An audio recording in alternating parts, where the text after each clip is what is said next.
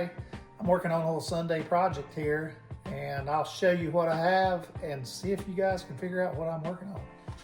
I have 3 5-gallon buckets, 3 lids, I have some lemongrass oil, beeswax bars, and a hole saw. So if you haven't figured it out yet, I'm making honeybee traps. And you might be asking, why is Chad making honeybee traps? Well, long story short, when I was a kid, teenager, my grandfather, also known as Grandpa, that's what I called him, he always had around 20 stands of honeybees, and I was the grandson that helped him rob the honeybees and process the honeybees. It was a lot of work, but it was a lot of fun, and I have a lot of good memories helping Grandpa do that. Every year, about this time of the year, I think, man, I'd love to have a stand of honeybees or 5. But some of you may know honeybees are very expensive if you go buy them. I think the cheapest I found them looking on the internet the last couple of weeks, around $200, and that's usually just the bees, not counting, your hive and the other things you need to process honey, rob the bees, things like that. So they can be very expensive. Also, it's very hard to keep honeybees alive. It was 30 years ago when I was a kid. It is now. I think I read an article last week where 50 to 60% of the U.S. honeybee population died off this winter. There's a lot of things that can kill honeybees, like cold weather, there's mites, there's lots of different things. So they are very hard to manage. So knowing all that, that's another reason I don't want to go spend hundreds of dollars. So I'm going to make my best effort and try to catch some free bees.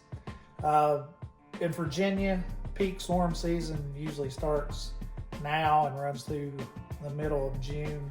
The hot month would be next month when most bees are swarming. I'm gonna make 3 traps. Tell you a little bit about what I'm gonna do.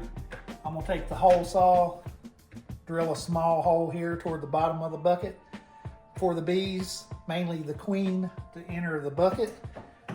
Hopefully, if she does, the bees will then go up to the top, to the lid that will be hanging in the tree. The bucket will be hanging in the tree just exactly like it is here, and they'll start building comb. To do that, what helps, I will melt this beeswax and take a paintbrush and coat the inside of the bucket, and they can take the beeswax to help them start making comb on top of the lid, or the underneath side of the lid.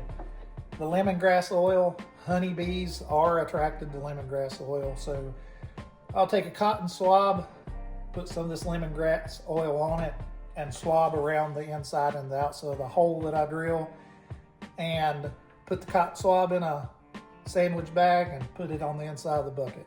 So hopefully that will attract the bees to the bucket. I've got 3 places that I'll hang a bucket in each place. I'm gonna hang one here at the house and then 2 other pieces of property, and see if I can catch some honeybees. If we catch the honeybees, then I'm gonna have to spend some money. I'm gonna have to go buy some boxes and some other equipment so we can transfer them to the bucket, to the bee boxes. So stay tuned. I'll let you guys know how this works out. It could be tomorrow, it could be the middle of June, but I'll keep you up to date, and I'll show you a little bit about the process to building this trap.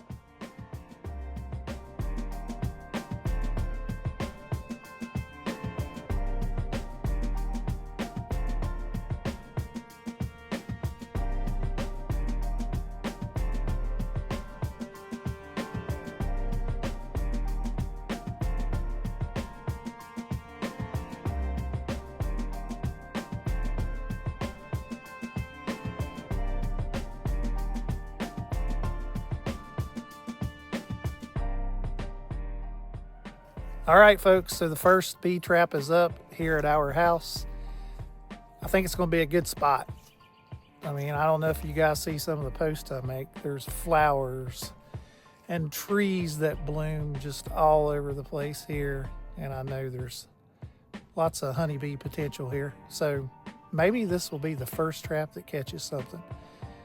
I've forgot most of what I've learned years ago. So if there's any beekeepers out there that want to give me some feedback or criticism, send me a message or post it in the comments. And like I said, I'll keep y'all updated. Got 2 more traps to hang up.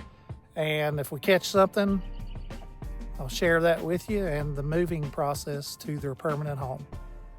Stay tuned.